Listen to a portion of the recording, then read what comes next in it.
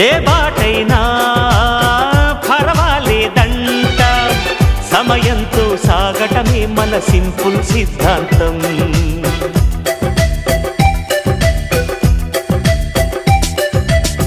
చిరుగాలికి పరిమళమిచ్చే సిరిమల్లెల వనమై ఉందాం, గగనాన్ని నేలను కలిపే హరివిల్లుల బంతెన అవుదాం.